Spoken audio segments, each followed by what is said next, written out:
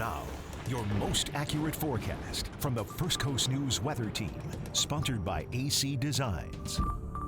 Well, here's how Halloween looks around our nation on this evening. Wichita's in the 30s, Erie's in the 30s. Much of our nation, especially along and east of the Rockies, this is the coldest weather so far this season. And a hint of what's to come here on the First Coast. Charlotte yesterday in the 80s. They were as warm as we were yesterday. Today in Charlotte right now it's 51, wind chill factors in the 40s, and that type of air is heading our way. In fact, we just mentioned, or Anthony did, Waycross. You folks in Waycross may see upper 30s, maybe middle 30s.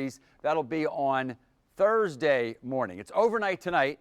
As Lee mentioned, that the winds will pick up and then the temperatures will be dropping. So here's the wind forecast. This is basically the front at midnight. So this is where light northerly winds increase.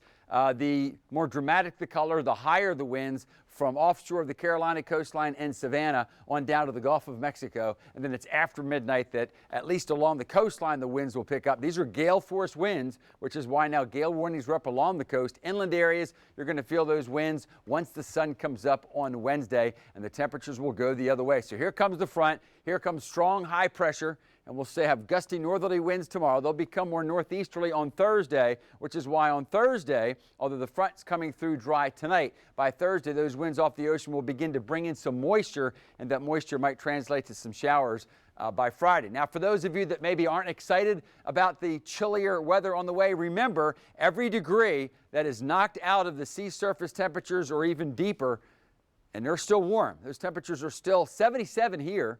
In the 80s, warm enough to support a Category 3 from the Bahamas to the Southeast Gulf. That front and those temperatures will drop a couple degrees over the next several days, so that's good news. Now, the Caribbean is still very warm, of course, less shear there, which is why the next system developing could possibly become a tropical cyclone. But because of our front, it's going to stay deep in the Caribbean at least for the next 7 days. So here we go tomorrow. Again, the front will not produce precipitation. We'll have the sun.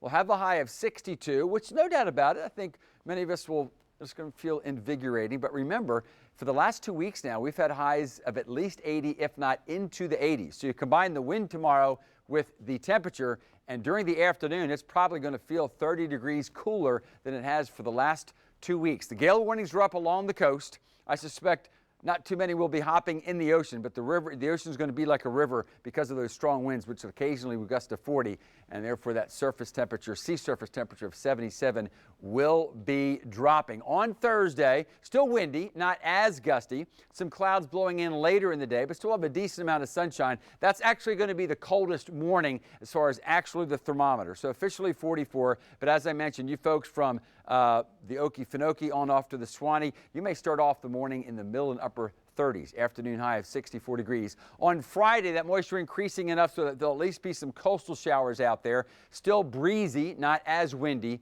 and temperatures beginning to moderate almost on up to near 70 degrees. Then on Saturday, lots going on, of course. There's the fair, there's Porch Fest, plenty of other activities, even jazz out around the beaches, but there will be some coastal showers. But notice temperatures continue to moderate to 75 degrees. And for those of you that do like those warmer temperatures, notice what happens on Monday and Tuesday. Although I think the biggest point not to forget about are clocks. We head back, fall back an hour this weekend. Get some more